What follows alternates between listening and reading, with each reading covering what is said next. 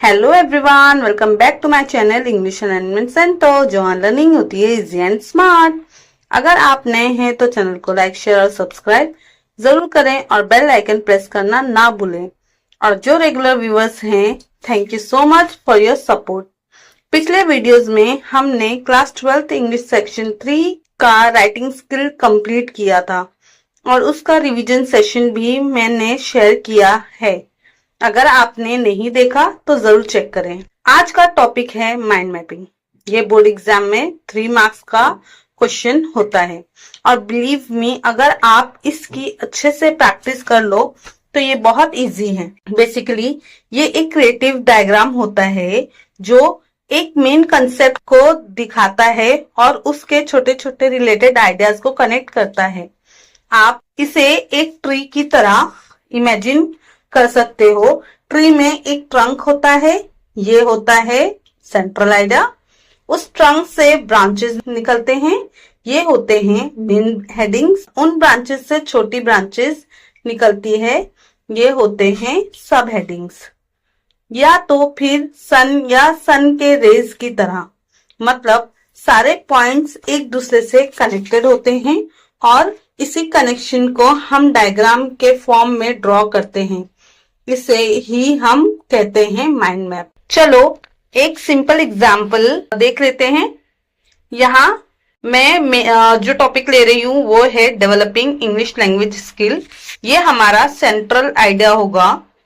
अब इसके ब्रांचेस में लिखेंगे, यानी इसके हेडिंग्स हम लिखेंगे reading skills, writing skills, listening skills, speaking skills, grammar practice, vocabulary building, consistency and practice. यानी इन सब हेडिंग्स के थ्रू हम हमारे इंग्लिश लैंग्वेज स्किल को इम्प्रूव करेंगे। अब रीडिंग स्किल के कुछ सब ब्रांचेस जो होंगे वो होंगे कि मैं मेरा reading skills newspapers, story books और ब्लॉग्स के थ्रू इम्प्रूव कर सकती हूँ। फिर उसी तरह राइटिंग स्किल को डायरी लिखकर, एसेज और ईमेल्स लिखकर इम्प्रूव कर सकती हूँ।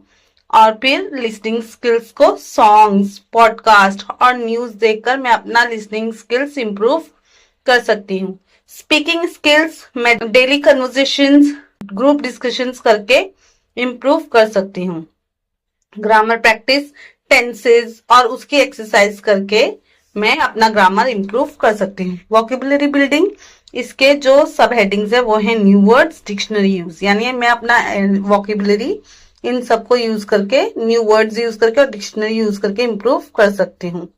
फिर इसके बाद अपने लैंग्वेज में कंसिस्टेंसी एंड प्रैक्टिस लाने के लिए मैं डेली रूटीन बना सकती हूँ और कॉन्फिडेंटली बात करने की कोशिश कर सकती हूँ। तो इस डायग्राम में आप क्लियरली देख पाओगे कि सारे पॉइंट एक सेंट्रल आइडिया से कनेक्ट हो रहे हैं। इसका मतलब माइंड मैप आइडियाज को विजुअल वे में ऑर्गेनाइज करने का बेस्ट टूल है। ये हमें हेल्प करता है आइडियाज को क्लियर दिखाने में, याद रखने में और इंफॉर्मेशन को इजी और क्रिएटिव तरीके से प्रेजेंट करने में। अगर एग्जाम में माइंड मैप पूछा जाए तो हम डिफरेंट लेआउट्स यूज करके और डिफरेंट डिजाइन्स यूज करके अपना माइंड मैप ड्रॉ कर सकते हैं।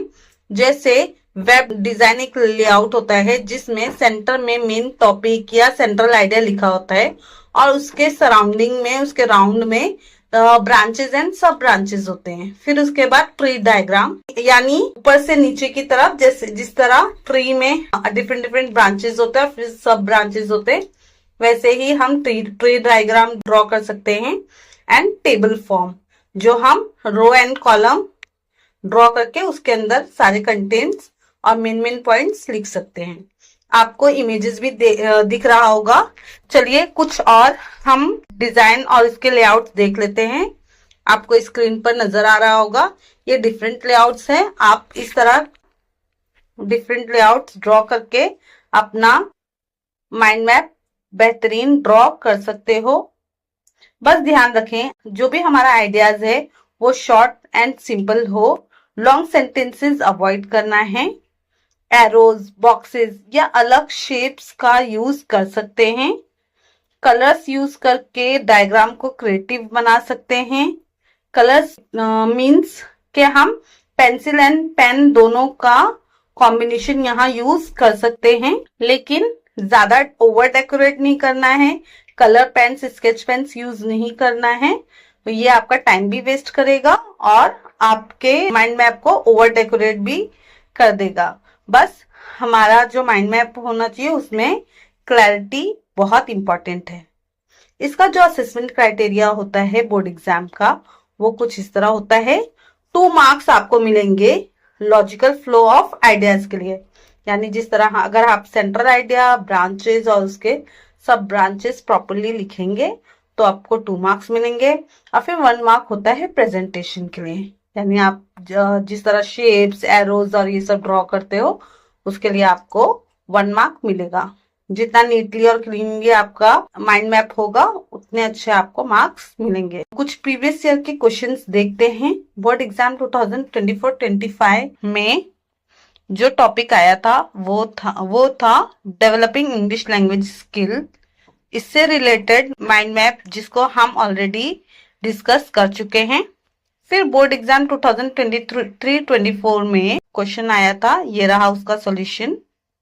बोर्ड एग्जाम 2022-23 में क्वेश्चन आया था, ये रहा उसका माइंड मैप। बोर्ड एग्जाम 2021-22 में प्रॉपर टाइम मैनेजमेंट इस टॉपिक के ऊपर माइंड मैप ड्रॉ करने के लिए आया था, ये रहा उसका आंसर। बोर्ड एग्जाम 2020-2021 में बेस्ट सोर्सेज ऑफ एंटरटेनमेंट इस टॉपिक के ऊपर क्वेश्चन आया था, ये रहा आपका सॉल्यूशन। अब प्रैक्टिस की बारी है।